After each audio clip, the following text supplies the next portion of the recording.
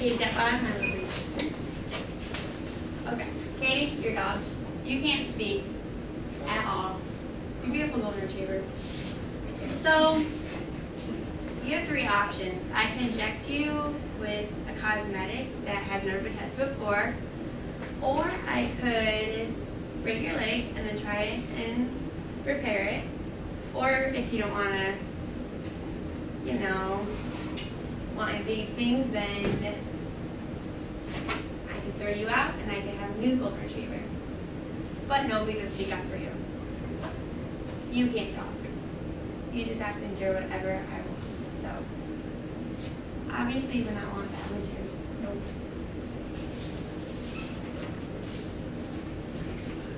Cool.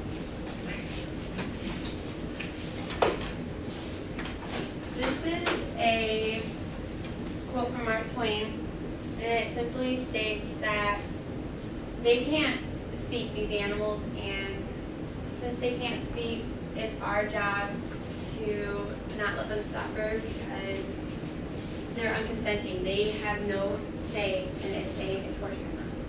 So stop animal experimentation. We are the only voice. The facts. People have studied animal experimentation for years.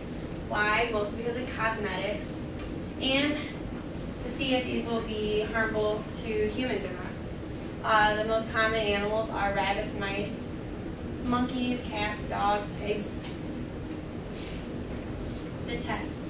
These are tests that determine whether they will kill the animal or not. 50% of the animals die usually because of this. The test usually results in the animal bleeding from the mouth or the eyes. So why stop? 94% of the animal testing is done because of cosmetics and other household products. This leaves only 6% for medical research. So very few breakthroughs have been made because of animal experimentation, and the drugs are different to the animals than they are to us. We're completely different species, so obviously they'll react differently to us. Curiosity killed a cat. I put this on here because most of the research done today is also because researchers are curious. They will go in and find out the answer to that question. Some counter arguments that can be made. These diseases have been treated here by animals, and they also work on humans, such as insulin. Animals can relate because they get many diseases from humans, or because that humans do. And the principles of anatomy are the same, and all tests performed don't just benefit the human, they also benefit the animal. However, 9 out of 10 failure rate happens because animals and humans are different, like I said. Same with anatomy. What could help an animal could be toxic to the human.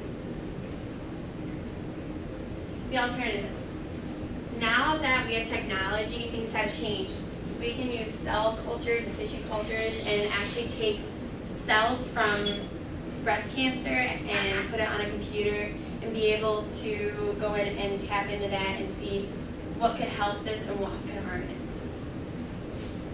These are some companies that do test on animals.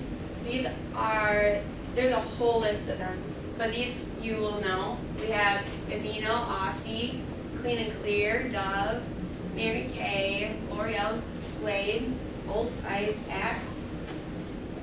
And you can see that this list is very short.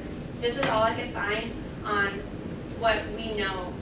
You know, the Wet n Wild, which is like all of the nail polish, Carmex, chapstick, First Beast chapstick, Bath and Body Works. These are what we could hear of that don't test on animals. So what can you do? You can buy products not tested on animals.